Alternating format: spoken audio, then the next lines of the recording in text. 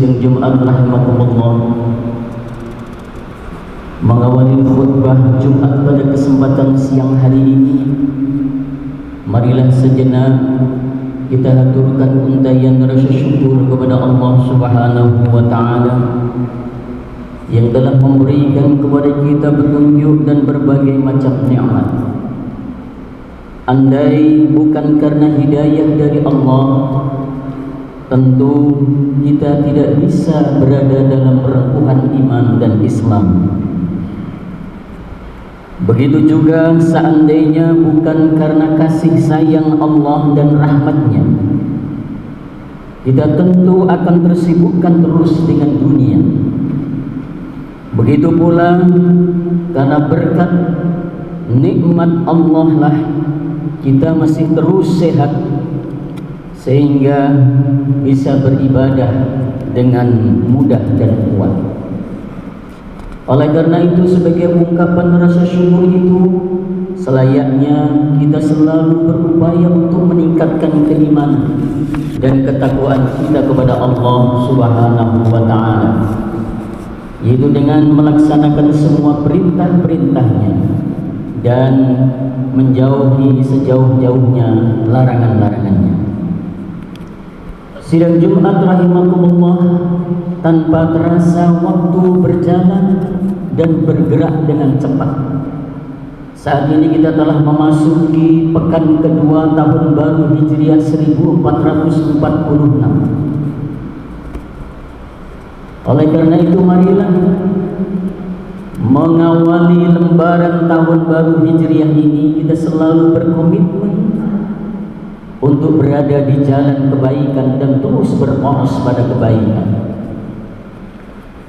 Kebaikan tidak hanya bermanfaat bagi pelakunya, tetapi juga orang yang mengajak. Keduanya mendapatkan pahala yang sama, sepadan dan setimpal. Sebaliknya, tidak jauh berbeda. Dampak buruk kejelekan tidak hanya menimpa kepada orang yang melakukan semata, namun juga orang yang mengajak. Keduanya mendapatkan dosa yang sama, tanpa sedikit pun mengurangi dosa satu dan lainnya. Nabi SAW bersabda, An Abi Mas'udin Al-Ansari qala Rasulullah sallallahu alaihi wasallam, Man dalla ala khairin falahu mithlu ajri fa'ilihi. Rawahu Abu Dawud. Diriwayatkan dari Abu Mas'ud Al-Ansari, Rasulullah sallallahu alaihi wasallam bersabda, barang siapa yang menunjukkan kebaikan, maka ia mendapatkan pahala sepadan dengan orang yang melakukannya. Hadis riwayat Abu Dawud. Dalam kajian takhrij, hadis ini tidak hanya terdapat dalam kitab Sunan Abu Dawud, namun juga terdapat di dalam Sahih Muslim, Musnad Ahmad, dan Sunan At-Tirmizi. Data ini menunjukkan bahwa hadis ini banyak diriwayatkan, tidak hanya dari satu jalur. Keragaman riwayat ini saling menopang, saling mendukung, menguatkan posisi status hadis, yakni sebagai hadis sahih. Di samping itu, ditekaskan pula oleh baginda Nabi sallallahu alaihi wasallam bahwa baik orang yang mengajak kebaikan ataupun keburukan akan mendapatkan balasan sama seperti orang yang diajak.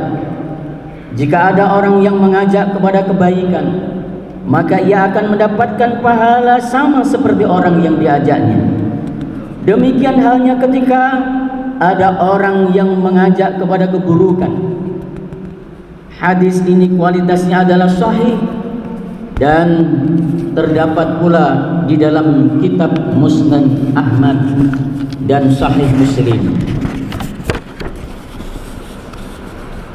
Sebagaimana disabdakan oleh Nabi sallallahu alaihi wasallam, an Abi Hurairah anna Rasulullah sallallahu alaihi wasallam qala man da'a ila hudan kana lahu minal ajri mithlu ujuri man tabi'ahu la yanqusu dhalika min ujurihim syai'an wa man da'a ila dhalalatin kana alaihi minal ithmi mithlu atham man tabi'ahu la yanqusu dhalika min athamihim syai'an.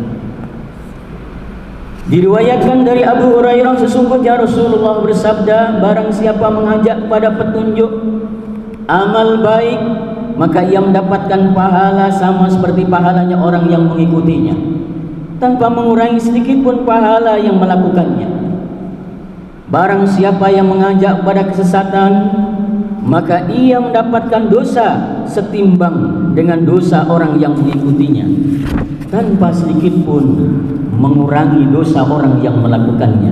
Hadis riwayat Imam Muslim.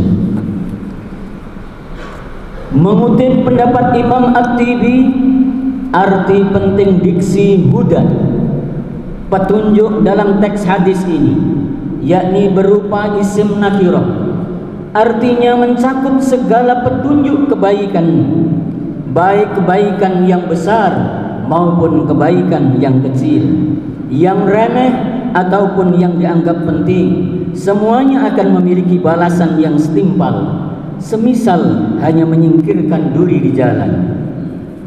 Dari titik inilah mengapa seorang faqih, alim, orang yang berilmu memiliki kedudukan yang tinggi. Satu faqih membandingi 1000 abid ahli ibadah, tidak lain karena ilmu dan petunjuk yang diberikan oleh seorang faqih senantiasa akan mengalir pahalanya selama ada orang yang terus mengikuti ajakan kebaikannya, mengamalkan petunjuk ilmu yang disampaikan. Kebaikan ini tetap mengalir hingga hari kiamat. Dalam konteks institusi lembaga pendidikan, tentu siapapun yang terlibat di dalamnya, ia bisa mengambil manfaat yang demikian banyak, karena mereka adalah kelompok akademisi, mereka adalah pelayan lembaga pendidikan, dan tentu memberikan ilmu pengetahuan yang sangat bermanfaat bagi masa depan peserta didik maupun mahasiswa. Dalam ajaran Islam, kebaikan itu sekecil apapun sangat bernilai. Kita dilarang meremehkan kebaikan sekecil apapun itu. Apapun yang bernilai baik diberi ganjaran berupa pahala. Dalam sebuah hadisnya Nabi bersabda, la tahqiranna minal ma'rufi syai'an walau an talqa akhaka biwajhin talid. Janganlah meremehkan kebaikan itu sekecil apapun, walaupun engkau berwajah manis saat berjumpa saudara. Sidang Jumat rahimakumullah, mengejar kebaikan adalah fitrah manusia. Menjadi pecinta kebaikan harus dibangun dengan membiasakan diri dengan hal-hal yang baik yang sifatnya sederhana, bahkan terkesan remeh. Contohnya mengucapkan salam, memungut sampah, menolong anak kecil, dan masih banyak lagi kebaikan yang bisa kita lakukan. Kebaikan bisa kita mulai dari orang yang terdekat dari kita, keluarga kita, orang tua kita, anak-anak kita, guru, dosen kita, dan bisa meluas kepada masyarakat, bangsa dan negara. Kita berharap kebaikan yang kita lakukan ini akan memberikan dampak yang positif bagi diri kita dan orang lain yang merasakan manfaatnya. Dan mudah-mudahan Allah Subhanahu wa taala selalu memberikan kepada kita kekuatan lahir dan kekuatan batin agar kita selalu berada di jalan kebaikan, karena kebaikan itulah yang akan mendorong kepada kita menuju ke surganya. Barakallahu li wa lakum fil Qur'anil 'azim wa nafa'ani wa iyyakum bima fihi minal ayati wadh-dhikril hakim wa taqabbala minni wa minkum tilawatahu innahu huwas samiul 'alim.